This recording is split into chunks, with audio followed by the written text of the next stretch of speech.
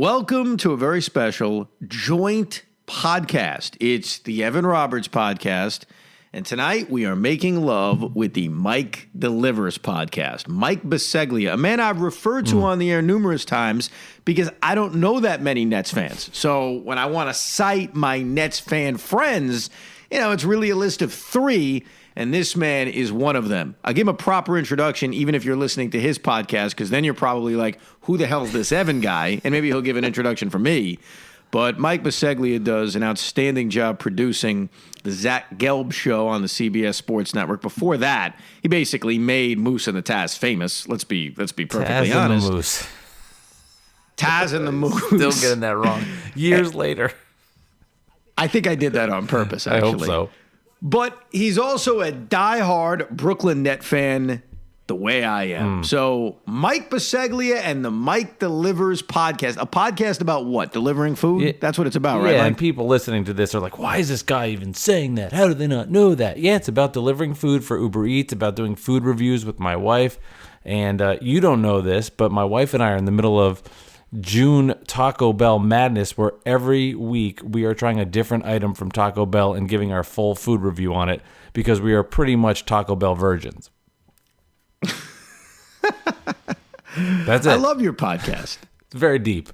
No, I really do. I've listened before. I just have a crap memory. And I think that idea of just trying Taco Bell for an entire month is making me want to download. It's actually making me want to shut off this episode of our joint podcast and simply just go back and listen to past food reviews. That's what you've caused me to do now, Mike. Very good. And be careful what you say on this podcast, Evan. I've been known to have gotcha questions. Dean Blandino came on Mike Delivers, and next thing you know, we're making national news about how on a Fox 2016 Thanksgiving broadcast, somebody had the urge to reheat stuffing, and it blew out the Minnesota Vikings replay system.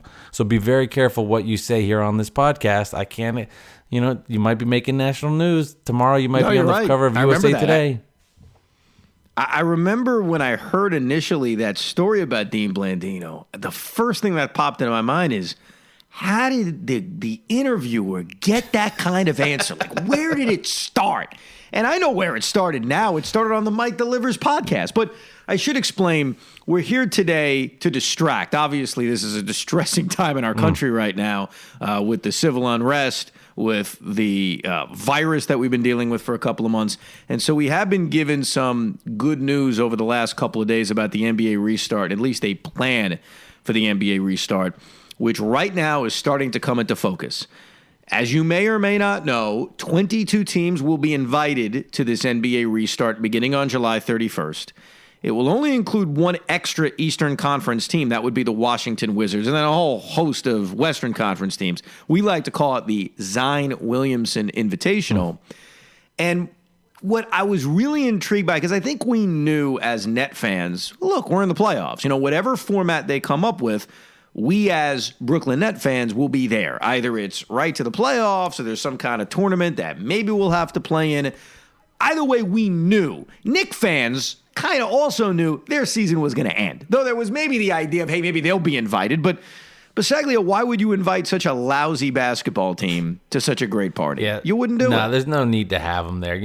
Unless the Knicks fans really want 8 games to let's see if Mitchell Robinson can really shoot 3-pointers, or if that was just some stupid video where it was me guarding him. Like, we don't need to see that. The Knicks season is over.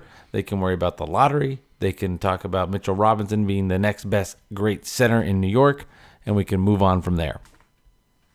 And as you can tell, if you are a Knick fan who's just kind of listening in because you saw in the description that we would be talking about a 7-foot basketball player that you thought was going to be on your team, if you are a Knick fan listening in, understand, of course we're bitter against you. All right? Despite how pathetic your franchise is, part of being a Net fan is strongly disliking, from a sports sense, of course, because it's all fun and games, the New York Knicks. That's really what it comes down to. But what jumped out at me, Mike, and I'm not sure if it jumped out at you, and it's weird calling you Mike because I usually just call you Biseglia, but you can say your podcast. You can say Biseglia. That's fine. There's no rules. I can? You can call me Biseglia. Okay. You can call me Leon's dad. Whatever you want to do.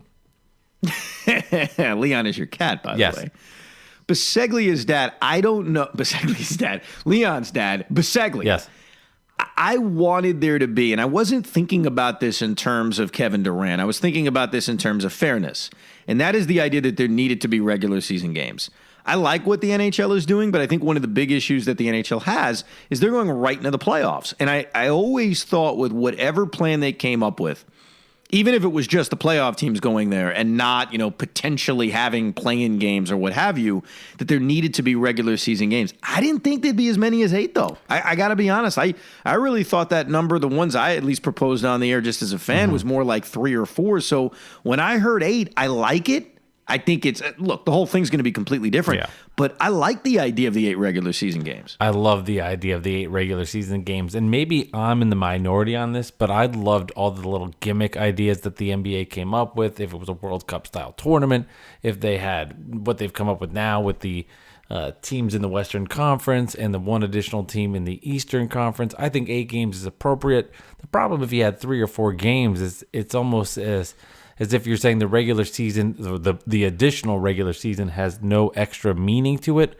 We're just getting a couple of games in here to do it, get the revenue, and get people to have a feel and sense of what it is like here in Orlando with the new NBA. I like the idea of 8, giving the regular season some meaning, and kudos to the NBA for figuring that out. And I know there'll be people that complain and say, oh, this is not what we're used to. This is not the traditional sense.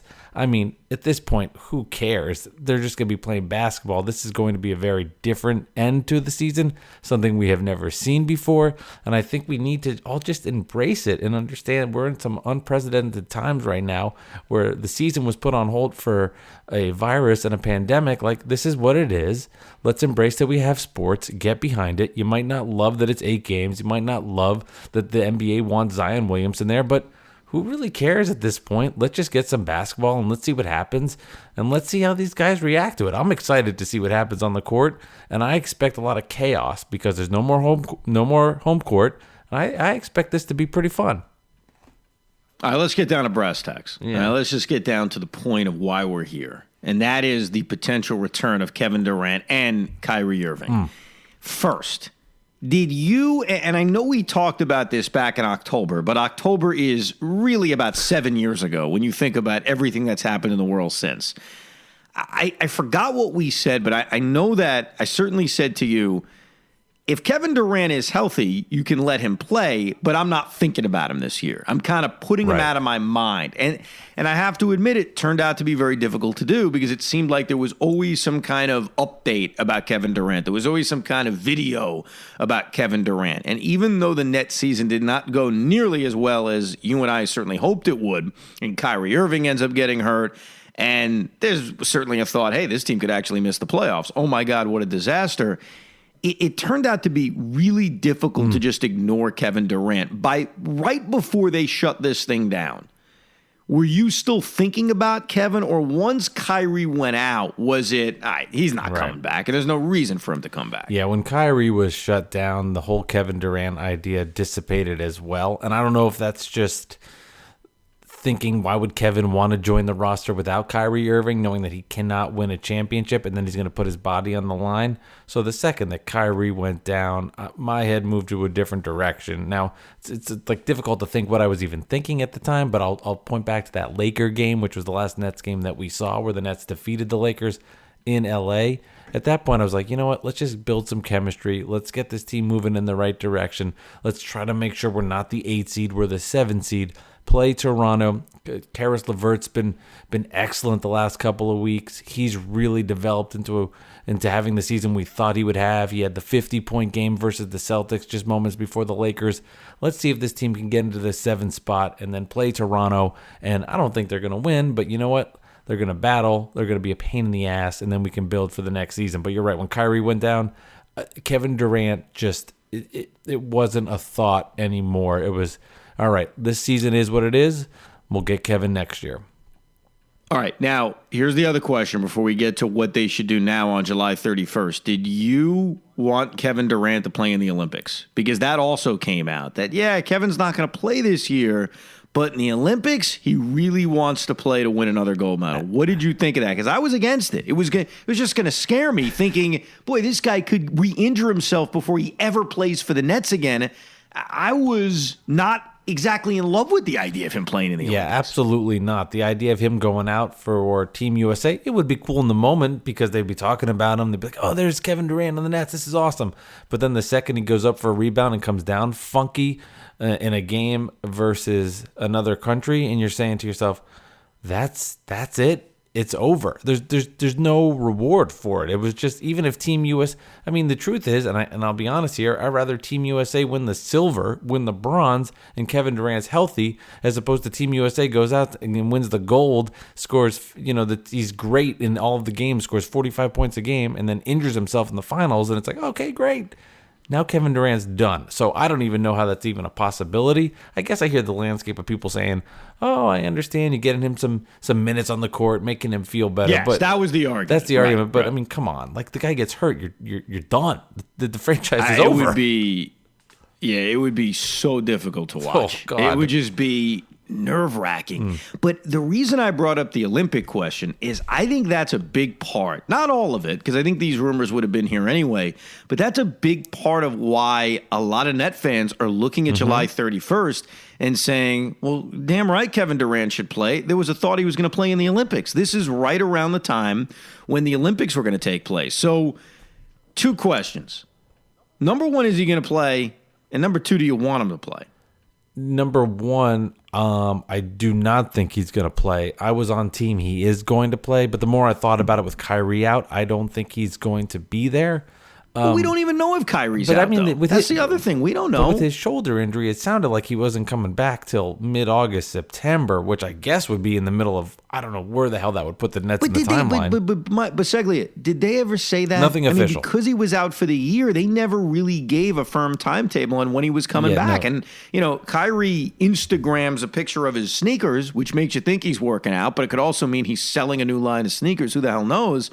But we don't know. Kyrie Irving could very well be healthy. You're right. The Nets are very secretive. We don't know what's actually really going on with him. I mean, if he's healthy, I think Kevin Durant should be there. If he's not healthy, I like the idea of giving him minutes. I like the idea of him getting out on the court, and I think they could obviously win. If he's Kevin Durant, and they could win a round or two, and I really mean that, because every other team's now lost all their chemistry, lost all their mojo. It's all gone. Everybody's kind of back to square one, back to ground zero. It's evened out a little bit, which is wild. But yeah. If there's no Kyrie there, I don't think Kevin wants to be involved in this. I really don't.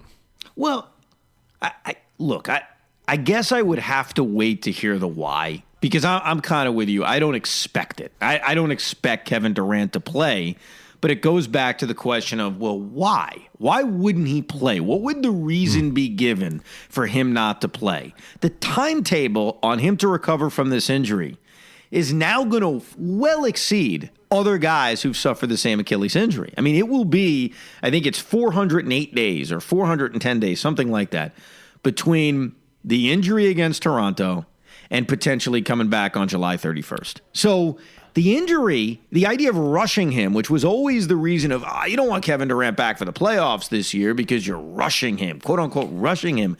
That's out the window. You're not rushing him. What are you rushing him back from? It's over 400 days.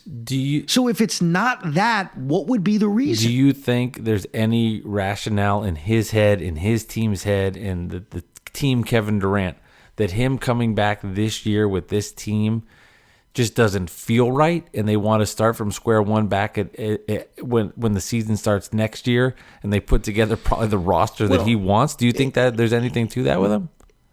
Here's the thing. Okay, there's a difference between what they're thinking, and by they, I mean Durant, Sean Marks, Rich Kleinman, whoever, the performance team, whoever the they is in making the decision if Kevin plays. I'm merely asking a question, which that answer you gave, I'm not ripping you for it, is not a good enough answer. Like that, a good enough answer for Durant not to play can't be, Nah, not with this team. There's going to be a new coach next year. The roster's going to change. Why waste our time? That's the exact reason, the opposite reason, on why I do want to see him play. We have never seen Kevin Durant play with this core of roster. And yet, the Nets are going to go into the offseason whenever it starts, and we're going to be talking about, should you trade Spencer Dinwiddie and Karis LeVert and Jared Allen for Bradley Beal or whomever, whatever guy you want to come up with, whatever kind of package deal you want to make, and you're trying to make that decision without ever seeing Durant play with this roster. It's the same as last year when they signed him. We haven't seen him play. So why wouldn't you use 8 regular season games at the bare minimum, and it'll be more because they should be in the playoffs, based on the way the format's going to be, and they shouldn't even have to deal with a 1-game play-in game. They could, they may, but they shouldn't. Looking at the schedule the Wizards are going to have to face, why wouldn't you want 8 games plus the 4 games of a postseason? That's 12 games. You wouldn't want to see, and I'm not saying playing 45 minutes. I'm not saying playing 40 minutes. You wouldn't want to see Kevin Durant with that roster because maybe it'll help Sean Marks make some judgments on what to do during the offseason? I'll tell you, they're probably so confused right now about what to do because when they had their whole plan with Kevin Durant, Nets, not even say Nets, let's say Kevin Durant and what he wanted to do. This was never an option. Okay, what's going to happen is we're going to play whatever it is, 50-something games. The league's going to be shut down for 4 months, and then you're going to be smack dab put into a point where we are in no man's land with the NBA season. We're coming back because of a virus and a pandemic. We're going to be playing in Orlando. You're going to be joining a Nets team that's sub 500, and your teammate, the other guy that you love, is out, maybe not being able to play, but you're going to be healthy. It's such a predicament that they never even thought of or came up with. I don't think they know the answer. Obviously, they've got to figure it out quick because it's going to be coming in the next month. But I just don't think they were prepared for anything like this. Nobody was prepared for this. Nobody ever thought something like this could happen. When we're doing a Brooklyn Nets preview podcast, we're not thinking about the global pandemic that's going to shut the sport down for 4 months. Nobody's thinking about that. But, Ian Eagle made a comment in which he said, let's see what the format looks like. Let's see if the format makes sense for Kevin Durant and Kyrie Irving to come back and play in. And when I heard the format, when I heard 8 regular season games, the play-in situation, play-in possibility, and then best of 7, I looked at that format and said, oh my God, of course I would play the guy. Because I understood if you're going right to the playoffs and you're going to play like 2 scrimmages or whatever and then go right to the postseason, I understand that it's not necessarily fair to tell a guy coming off an Achilles injury, even if it's been 410 days, okay, you're about to go from 0 to 180. You're going to go from not having played a game in a year and you're going right to the playoffs. And as much as you tell a guy, don't play with that playoff intensity because you can re-injure yourself, right. You haven't even played in a regular season game, there's no way to necessarily control that. The fact that you are right now sitting here in early June, this format isn't starting for almost 2 months. You now can send guys back to the practice facility, and who knows when you're going to be able to have, regular 5-on-5s, but probably soon. And then you're going to go to Orlando, and then you're going to work out there for a few weeks. And then you're going to play 8 regular season. 8 is a lot. I know. 8's a lot. It's not 2, 8 regular season games. I think the format makes perfect sense. And the thing, I shouldn't be bothered. I'm not really bothered by anything because nothing's happened. And even if Durant doesn't play, I'm not going to be bothered until I hear the answer. If there's an answer I'm not thinking of or you're not thinking of, and I say, oh, gee, you know what? That makes sense. That's some good forward thinking. I reserve the right to change my mind. But in this moment, what would be a good reason after the way I just laid that out for him not to play? No, they're going to have a spin if he doesn't play about timing and feeling comfortable and making sure everything is right. And this is a serious injury. This is something you don't want to tempt fate with. We have to make sure that we're doing everything the proper way and precautions. But the truth is, if he doesn't play at this point in August, it's because Kyrie Irving isn't healthy. That's factor number 1. We don't know what the deal is with Kyrie, but let's say Kyrie's not healthy and Durant doesn't want to join a squad where he thinks he can't win a championship with this team. Why put myself in a vulnerable position or then I'm losing my chance at next year and the year after where I really think I'm going to go out and win a title. And he's put his foot in the sand, the line in the sand, and said, I'm just not going to tempt fate this year. This is a weird spot. We're in Orlando. This is all strange. There's no real home court. We're not going on the road. This is not the NBA that I'm used to, that I've played in all these years. I'm not going to put myself in this vulnerable position for this. I'm going to wait till next year. Why is he vulnerable? Vulnerable position of, but I'm just telling you what the spin will be. Vulnerable of losing? Yeah. I think they're going to wait until the Bulls. Evan, I think Kyrie not being there is a big deal. Well, but wait a second. I don't know how you feel about this. Now, I may be giving a strong opinion that, hey, if Durant's healthy, and I think he is, I just don't see a good reason for him not to play. I'm not saying, boy, they better win in the first round, and if they don't, what a disaster Kevin Durant is. I'm not really going to raise the bar maybe as high as some others would, because I get these guys haven't played together. And I get that, hey, if Kyrie Irving isn't there, it's not, the full squad that he expected when he signed here. So I don't think this is even going to be a pressure-packed year for him. I think it would be more about getting out there and playing potentially 12 games, 8 in the regular season, 4 in the playoffs, maybe more. But I don't know if your bar changes to this degree, but if they got knocked out in the first round by the Raptors or they dropped back to 8 and they lost to the Bucks, I'll say, okay, a little disappointment, but let's move on. This is about next year now. I would not look at it as this colossal disaster. I think in his head, he thought it was all about next season anyway, and this was laid on them in this bizarre, weird circumstance where now there is an opportunity for him to play, and I don't think it was ever really a possibility where he was going to play this season. He wanted to make sure that the roster was fit for him, everything was right, and that when he does make his return, all the pieces are in place the proper way for him. I hope I'm wrong. I hope you're right and he's out there and he's healthy. Let's go with this roster. I just have this gut feeling that he wants everything perfect for when he makes his return, that they're going out and winning a title. I don't have the feeling that he wants to go out and understand that his team isn't good enough and will lose in the first or second round. Not this extreme, but we saw it with the Lakers last year where LeBron James just shut it down. Now, granted, he was hurt, but I just think he knew there's no chance I'm winning a title this year. Why am I going to mess with it? I hope I'm wrong, and I hope Kevin Durant proves me to be incorrect, where he's like, you know what, I want to go out and ball with these guys. I want to play with Karras. I want to play with Spencer Dinwiddie, Jared Allen, Taurean Prince, etc., Joe Harris. I want to go out with this team. I want to be with these guys. I'm going to build chemistry and get better for next season, and maybe it means we lose in 5 in the first round of the Bucks. Whatever. I hope that's the case, and I hope you're right, but I just feel from the whole brand, the whole standpoint of Durant and his return, to me it feels like it's going to be next year, and they're not going to F with this season. Kevin Durant may never give a firm answer on why he doesn't play, assuming he doesn't play. If he plays, then, trying to figure out why he doesn't play is irrelevant. But I think Kevin Durant loves the game of basketball, and I think he wants to win.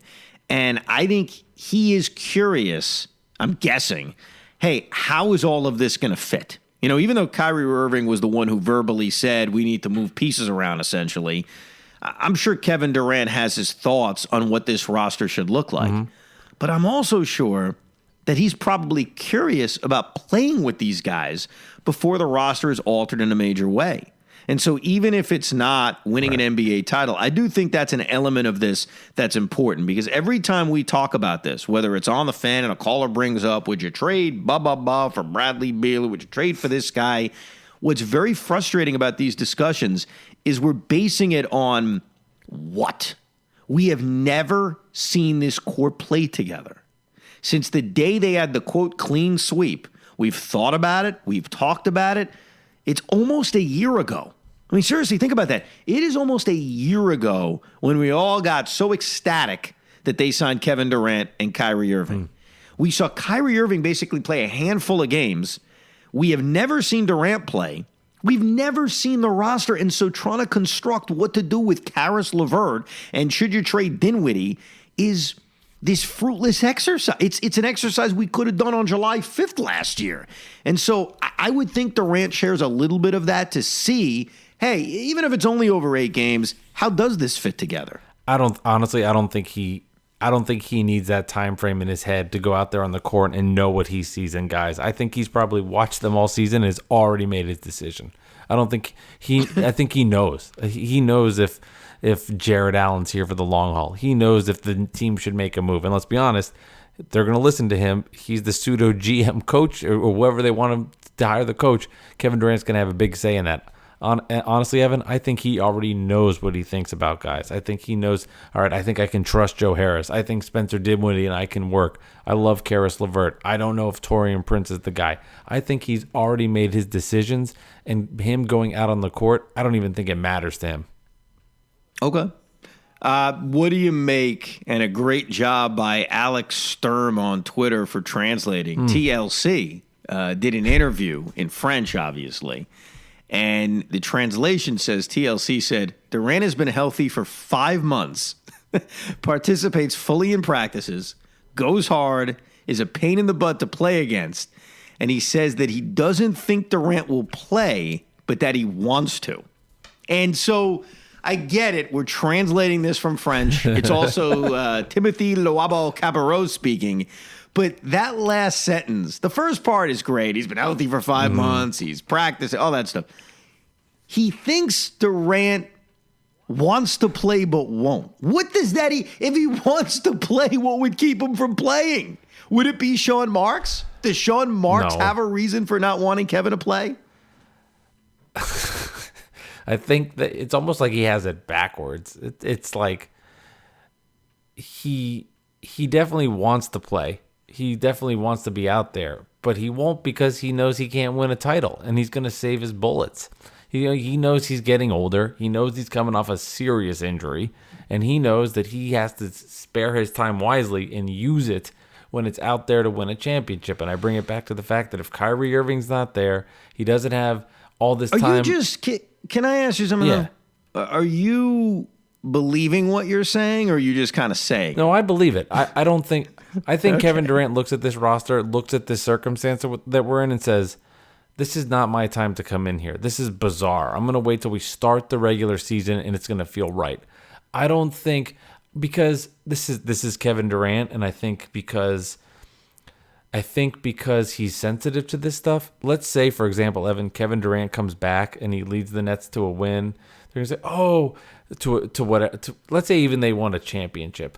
Oh, this season has an asterisk. You didn't play the whole year. You got lucky and came back at the right time." You think he's worried about that? I think that shit matters. I think that stuff matters to him. Yeah, I do. I think he's nuts. Well, I think there's something about this season, and I think that's probably where my point is going with all this. I'm drawing this.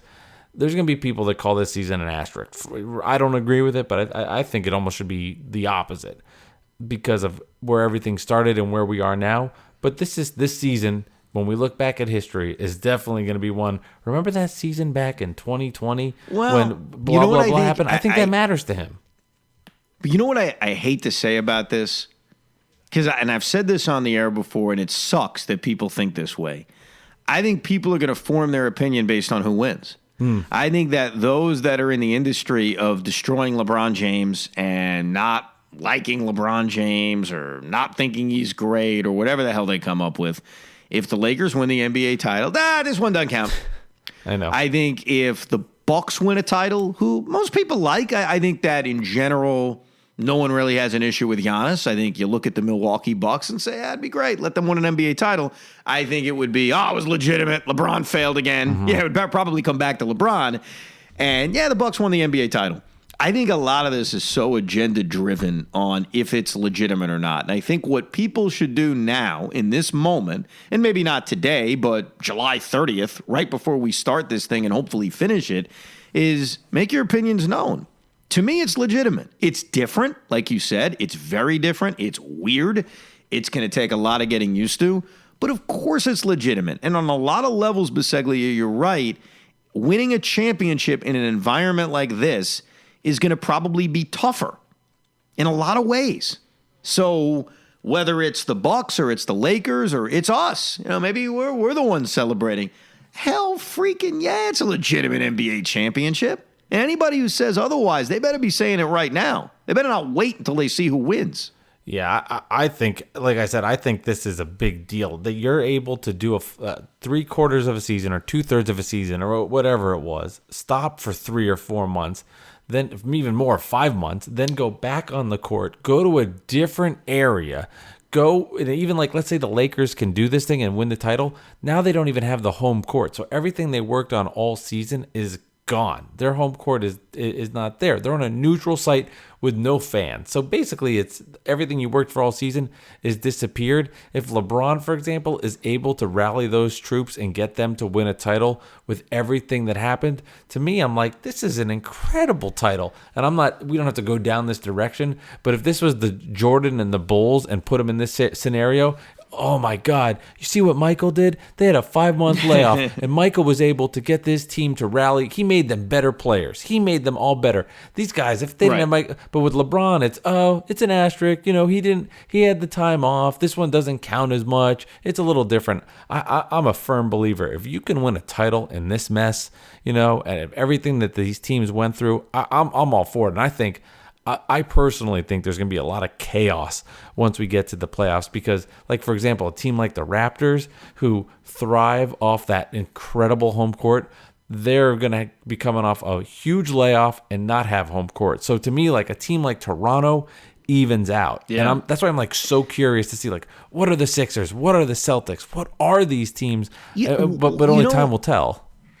What I think is going to help the chaos not be maybe what it could have been are those 8 regular season games. I really do. I think it is one of the best decisions the NBA made because they're giving every team an opportunity to get there, take a deep breath, and play a lot of basketball. I mean, 8 games, like I mentioned, is a lot of games.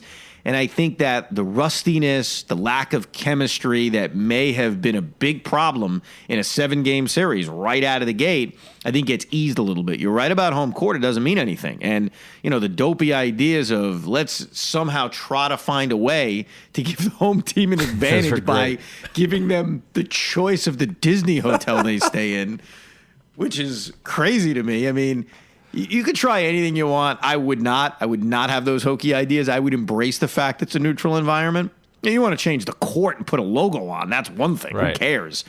But, hokey ideas like we're going to give the home team, one guy that could commit 7 fouls instead of 6 is, what are we doing? But I do think the hokiness that you predict there may be less of it because of the fact that teams are going to get a chance to kind of get their sea legs, if you will, with those 8 games. Yeah, no, that's a really good point, especially in the Western Conference where you've got a lot of really good teams, 1 through 8, and teams like the Jazz and Rockets and Nuggets that need to sort themselves out. I like the idea, though, that the NBA could really go in a wacky direction. It's like, all right, the team that gets home court, they get king-size beds, but the team on the road, they have to sleep in double-sized beds. They don't get soap when they shower. So as an advantage, they're not allowed to be as clean. And they just could come up with all these wacky, bizarre scenarios for the NBA, but there's no way to do that. How do you, I want to know is if they have the court, how could they change them that quick? How is that even possible? Yeah, I don't know if they could actually pull that one off. That's a tricky one. How do they get the floor up? It's funny. Yeah. One of the things that, we mentioned is that they're going to have these 8 regular season games. And, I kind of figured, they'll just kind of make up a new schedule. But what appears to be their plan, and the more I think about it, I think it's a really good idea, is you're going to play your remaining schedule. And if somebody on your schedule isn't invited, let's say you're playing the Knicks, I had to use them as an example. Yeah. The Nets are not, by the way, but if a team was playing the Knicks, you just skip to the next. So there's already a power rankings that have come out on strength of schedule, and the Brooklyn Nets have, of the 22 teams there, the 5th weakest remaining schedule. So there's your positive. The toughest remaining schedule is the Toronto Raptors. Again, not that big of a deal because, if you're not battling for a playoff spot, the seeds matter so much less than ever because of the point that you made that there's no home court. So, you're battling for maybe who you play against if you're picking it, which we remember the Nets did once when they were basically taking on purpose so they could avoid the Chicago Bulls. And it worked because they played the Raptors and beat them in 7. Right. But the Wizards, the Eastern Conference team that shouldn't even be there, Biseglia, they've got the 2nd toughest strength of schedule. The win percentage of their opponents is .633. So the idea that I don't even know if there's going to be a play-in game because you've got to be within 4 to force a play-in game. They have 5.5 games out, and the Nets and the Magic, the two teams they're trying to track down, both have very weak schedules based on strength of schedule, if you think that matters. And for the key for the Nets, though, is avoiding that 8 seed to avoid the rested Milwaukee Bucks, so at least you can play Toronto and pretend that your team has a chance. I'm going with the idea that Kevin Durant and Kyrie Irving are not there, but just to avoid that 8 seed and not see Milwaukee. But broader picture than that, it's just going to be nice to watch these games and just be like, I'm watching an NBA game, watching the Nets, watching Karis LeVert, watching Jacques Vaughn, try to secure the head coaching job for the team, and just seeing what the hell this team looks like after so long ago. It feels like a million years, and I would remember it vividly because I was coming home on the train from working at CBS Sports Radio, and I had the Nets on my phone, and I'm watching Nets-Lakers, watching it on my phone, watching the game, the first half at least, wondering what happened to the broadcast team, where did Ryan Ruocco go, like that. Like this was my big concern with the Nets, and now, like, I'm thinking back, oh my God, that was the last time the Nets played. Now we're going to see this team again. I saw this picture of Karis LeVert that he looked like he put on a couple pounds of muscle. So I'm taking old pictures of Karis LeVert and looking at this one. I'm like, I guess his arms look a little more defined. Yeah, he's going to be really good. So it's like, let's finally see this on the court, see what happens. And even if they get swept and it's terrible and they suck, at least you can feel an emotion. You know what I mean? Like it's an emotion of the Nets being bad, but at least it's an emotion that's not the emotions we've been talking about. It is going to be on so many levels bizarre that in the middle of August, the Brooklyn Nets are playing games that matter. I know. I mean, that's... even if it's only one round, at minimum, assuming they don't lose in some kind of play-in game, you're talking about 12 games. I mean, that's a lot. I mean, you're going to get almost a month, potentially, of Brooklyn Net basketball through August, which is just... I know. But here's the ultimate question. And I brought this up a while ago, as unrealistic as it may be for our situation. Okay. And that is, what if they did go on a run? What if the craziness that you say, hey, it's going to happen in the NBA playoffs. There's no home court advantage. It's going to be kooky. Even without Durant, what if they went on a run? Or with Durant, they go on a run? Is it going to be the same? Is it going to be, and look, as Net fans, we've had runs. Okay, we went to back-to-back NBA finals in 2003. They were close. 2-2, Game 5 in their own building. We all know the deal blew a huge lead in Game 6. So we've been relatively close to winning an NBA championship. We've been a fan of a team that's been relatively good, even though it was a long time ago. Would it be the same? It would not be the same, but it doesn't mean it wouldn't be better, wouldn't be great or better. And what I mean by that is when you go through a regular season, the ups and downs, like I'll use the Washington Nationals from last year as an example. They were bad when the season started. They weren't a good baseball team. But what made them so exciting, for Nats fans at least, was that you could see the development and growth throughout the year, that they peaked at the right time. They got into the playoffs. The rest is history. They won the World Series. And they are your World Series champions. You're not going to get that with whoever is. If the Nets, for example, were to go on a run and win this, it would be something you've never seen before. And would it be the same as, okay, the Nets made a run this year, Durant played, they won the title, or for example, next year, Durant comes, Kyrie comes, here come the Nets, they win a title, it's amazing, we're going to love it. This is going to be something you've never seen before, we've never felt before. Now, will it be the same? No. But I'm telling you, it'll be equally as great. It might be even better because it's going to be, if they were to do it, 2 months of the best sports magic you've ever had in your life. Because you're going to go from not thinking you could win a title to, in the moment, feeling the wins, feeling the energy, feeling everything that's been going on in our country, everything that's happened over the last 3 months. If they won a title right now, it wouldn't be the same, but I'll tell you, man, it would be amazing and maybe even better. Yeah, I mean, we have no frame of reference, so it's tough to say it'll be better. I think we don't know what this is, but all of a sudden you're watching on an August night and Joe Harris just hit another 3 to put the Celtics away. You are going to be through the moon. You're going to be losing your mind. Yeah, no, I definitely think that missing them for so long, and their season ended in such a weird way. I mean, you're right. I think that game against the Lakers is actually going to live in net history. It's going to be one of the more memorable regular season games, and it was a great game. Don't get me wrong, especially when Anthony Davis is wide open and Kevin Durant is trying to Oh my God, distract him a little bit. But it's going to become even more famous because of the fact that we didn't know the NBA was going to be shut down. And so that'll be a memorable kind of game. But hey, one quick thing is it was popping into my mind about this season and if we complete this season and how it's going to be viewed. I know 1999 is so different. You know, having an NBA lockout, having a regular season shortened is different. But the only time you ever hear about the lockout is about the Knicks, and not in a negative way. I'm not taking a shot at the Knicks. The fact that an 8th seed got to the NBA Finals is always couched by, yeah, but it wasn't really an 8th seed. But no one questions the Knicks getting to the NBA Finals. No one says they didn't deserve to be there. No one says the Spurs shouldn't have won an NBA title. Just simply, yeah, the 8th seed kind of ignore it. That could be similar, where I think looking at records and looking at seeds, like if the Nets got Durant and Kyrie Irving back, and then they went out and won an NBA title or got to the NBA Finals, I don't think a big deal would be made of the fact that they were 30 and 34, or whatever their record ends up finishing at. So I think seeds and records would be the things that are always talked about. But I think hopefully, barring the agenda-driven, I don't like LeBron if he happens to win idea, I would hope it's just looked at the way 1999 is looked at. It was different. An 8th seed. It wasn't really an 8th seed.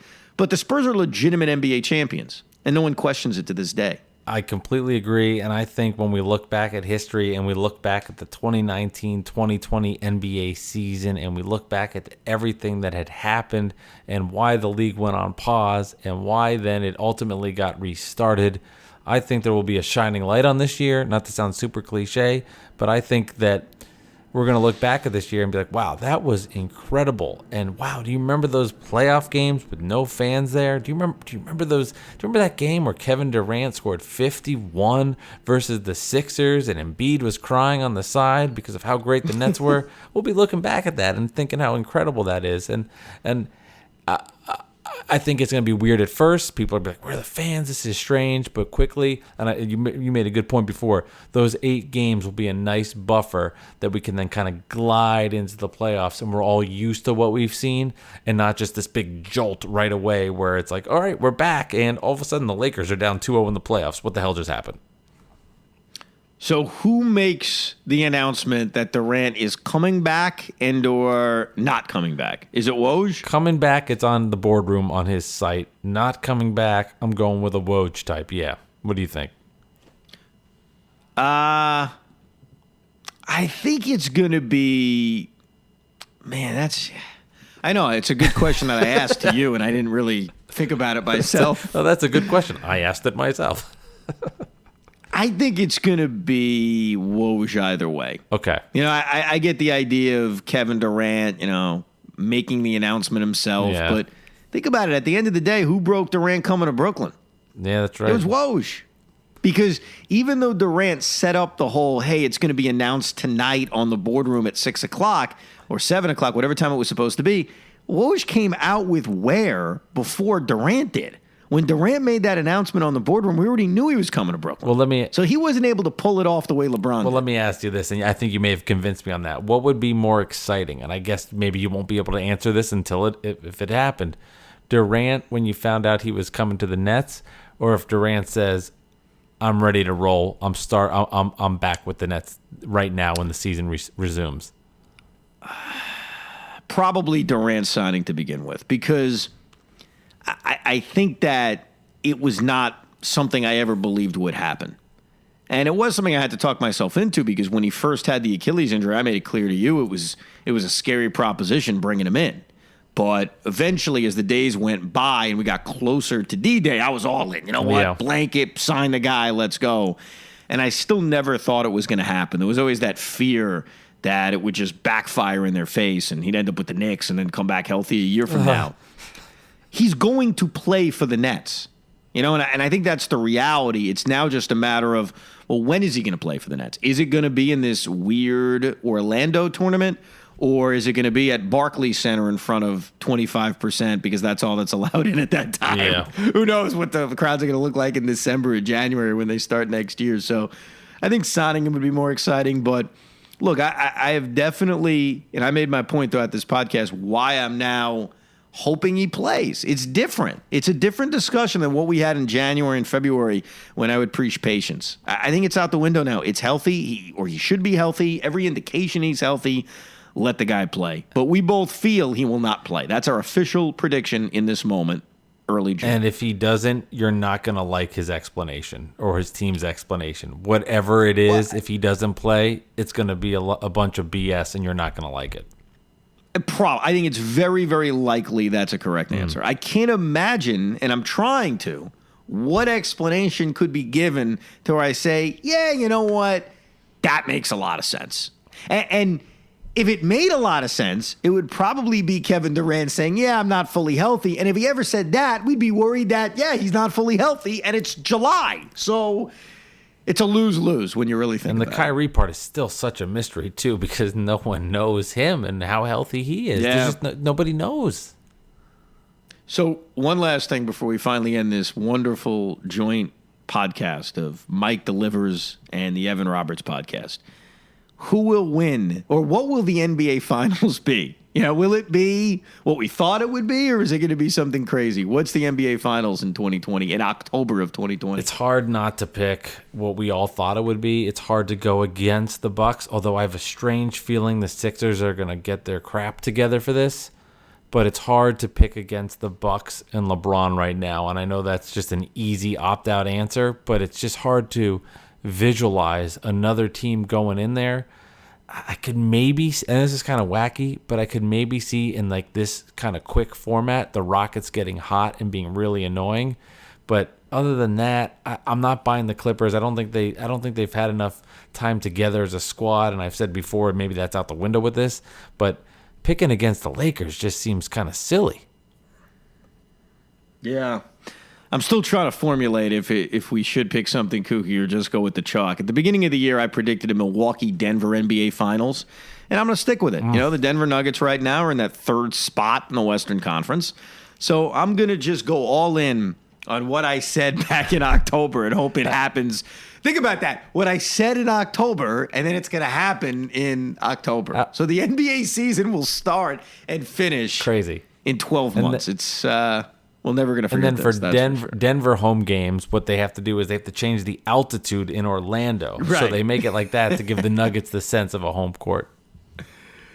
Absolutely. Well, great job, Mike. It's been an honor being on your podcast while also being on my own podcast. Yeah, and there's something I do on my own podcast that I end every guest with, and I didn't do this originally when I had you on, or maybe I did. I can't remember. You know what? I may have done it, so I'm not even going to do it. Scratch that. Don't even pretend I never even said that. What was it now? Well, I always say that. Did I ask you this? Maybe. Well, I'll ask you because I can't remember. Why don't you just ask me? I'll tell you if you ask me. If in 6 months from now, everything is fine with the pandemic, everything is good, we're back to our normal life, you're getting married and you're sending out wedding invitations, do you invite me to your wedding? Yeah.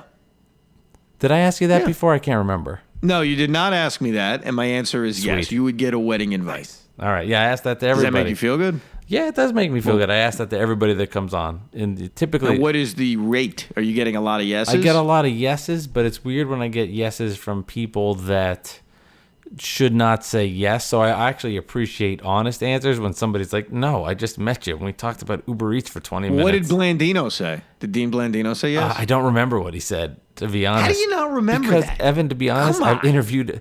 I've done 80 of these. I don't remember. Has anyone kind of took the question and asked it to you? Has anyone? No, nobody's done that. Nobody's I'm about to. So 6 months from now, everything's fine with the pandemic. Do I get an invitation to your wedding? I got to talk to my wife about it. No, you can come. Of course you're coming, Evan. Of course you are. Definitely. I like how you said you could come. I mean, that's kind of a You'll be there. You'll be there. Douchey response. Of course you'll be there. You can come. Oh, you'll be there. You'll be there. You'll be there. We'll do Nets groomsmen. Beautiful. Thank you, Mike. This has been the Mike's Delivers podcast and the Evan Roberts podcast. How about you end it? Why don't you end the podcast since I opened it? Go ahead. All right. This has been the Mike Delivers, Evan Roberts podcast. Don't forget, Give a 5-star rating. You can do it on Evan's too if he needs it, but I really appreciate it. 5-star rating if you're listening on Apple. Leave a comment on future episodes. You know the drill. If you leave a comment in the Apple section, I will sing it. This has been a bonus episode of Mike Delivers, crossover with the Evan Roberts podcast. Thank you, everybody, for listening, and we'll see you next time for episode 81.